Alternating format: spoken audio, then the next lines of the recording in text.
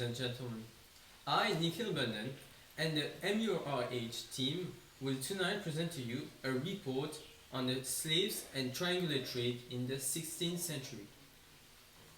To start this report, we will have two Portuguese historians come in and be interviewed by Carissa Armen. Hello. Welcome. Good morning. Here it's 4. How are you? Thank you for having Have us. a seat. Yeah, very nice. Oh, lovely! It's English tea. I love it. Thank you. Thank you. Welcome everybody on this plateau about triangular trade. We have Corentin and Achille, two Portuguese historians, just like Mr. Nickel said. So, first question I wanted to ask you is, when did it start? Well, very good question, Carissa. The triangular trade actually started during the 16th century. So, another question for you is, why did this trade start? Well, this trade started because the European who were established in America needed to find strong men to work for them.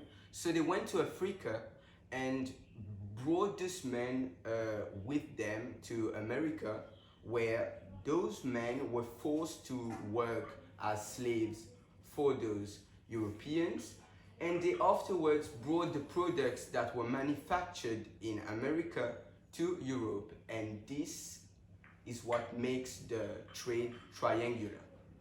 Oh, okay. So, I heard that in the boats, the conditions weren't great. Can you tell me about this? Yeah, actually, Carissa, for more than 3 centuries, the triangular trade, which is also called the slave trade, will ravage the African continent, and it is estimated that around 22 million Africans were captured during this period, and nearly 5 million of them died as a result of the capture. Most often they died during the transport to the American continent, and because the trip, which lasted several months, was carried out in abominable and inhuman health conditions. This transport, this journey was also called the Atlantic Treaty, and the triangular trade marks the beginning of the colonization. It has profoundly changed the face of the world. One last question before the end of this plateau. I'd like to know more about what happened with the abolition of slavery. Oh, yeah, of course. So I think that among the main slave countries, the abolition of slavery was recorded in 1833 for the United Kingdom, I think, and then in 1848, I think, for the France, and 1865 for the United States. So in France, since May 21, in the 2001 year, a law has been passed to recognize slavery as a crime against humanity. Thank you very much, both of you. It's a pleasure. It was a pleasure for me. I hope you enjoyed the tea and my presence. Thank you very much. Well, thank you.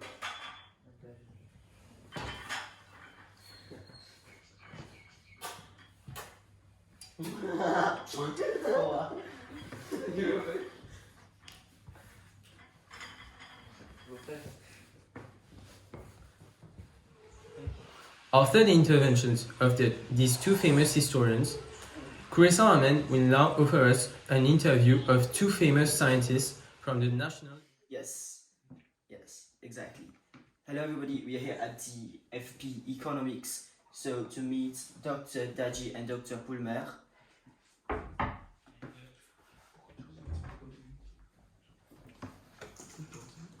Good morning, sir. We've been waiting. Hello, Clarissa. Sahil, have a seat. Thank you. So we're here with Dr. Daji and Dr. Pulmer. So as you know, I was just in a plateau with two historians talking about triangular trade. I wanted to know what is triangular trade from a scientific point of view. So triangular trade, also called Atlantic or Western trade, is a slave trade conducted by means of exchange between Europe, Africa and America to ensure the distribution of black slaves to the colonies of the New World, the American continent, to supply Europe with products from these colonies and to supply Africa with European and American products. The expression triangular trade should not be reduced only to a passage in 3 stages on 3 continents. Western ships going on the African coast to exchange slaves for goods, then exported to America and exchanged for sugar, coffee, cotton, tobacco, and without forgetting gold. Finally, transferring American products to European ports.